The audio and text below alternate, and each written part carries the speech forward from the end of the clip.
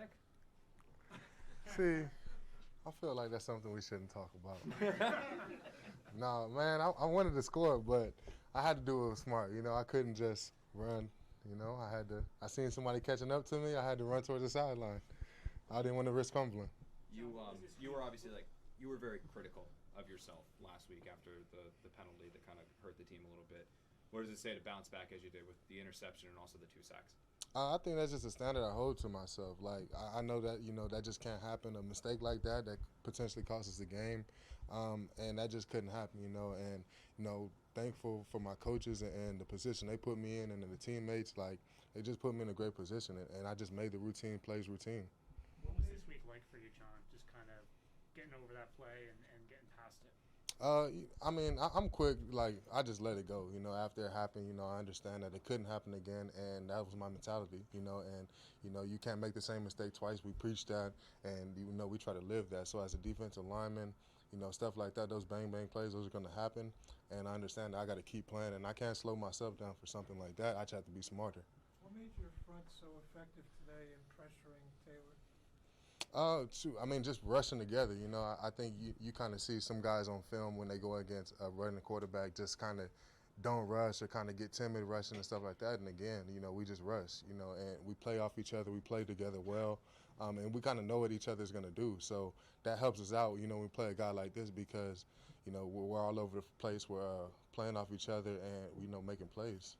It looked like before the game the trainers were working out a couple hours before the game. Was your hip injury, was there some doubt as to whether you were going to play? Not in my mind. Did you Football have to player. convince them a little bit? No convincing.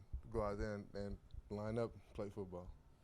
John, how far away is home from here for you, and how many people did you have here today? My house is 30 minutes from here, and I had 50 people maybe. So it was great. It was great to play in front of them. They don't get a chance to come to New York very often. So just seeing them, prior to the game, and then gonna see them for a second. But it was great. It was a great opportunity. Yes, sir. You guys had 4 sacks. The D-line had 4 sacks.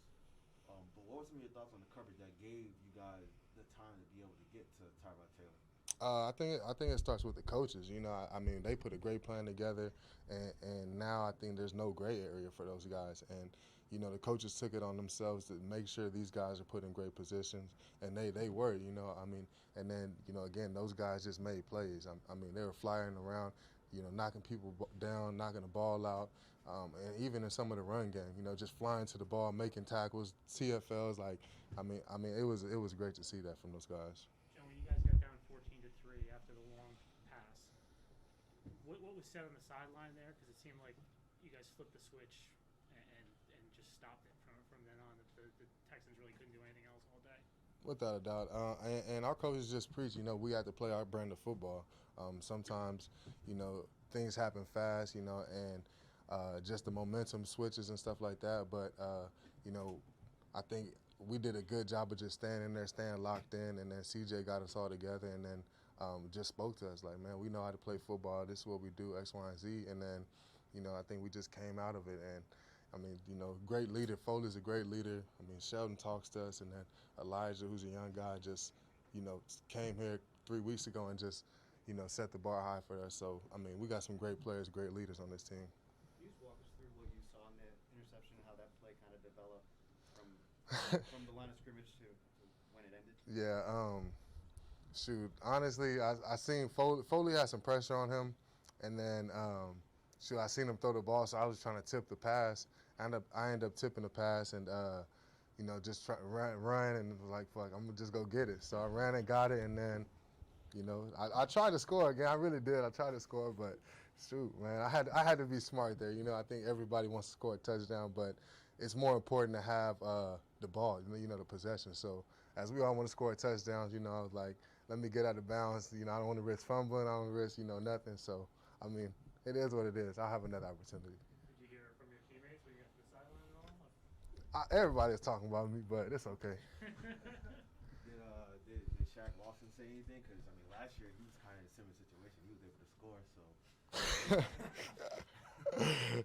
No, Shaq knew what it was. Shaq being in that position, he was like, man, look, I understand. Like, everybody sees, you see the defensive linemen trying to score a touchdown, they fumble the ball. So Shaq was like, look, man, I would have did the same thing. I'm not going to lie. David Johnson fast, too, so it makes me feel better. You play any like running back or anything like that in high school? I played running back in high school. I had 2 carries for 25 yards. Any touchdowns? I don't know why. Any touchdowns? Nah, I didn't get a chance. I wish I would, man. Dang. Looking back. Good old days.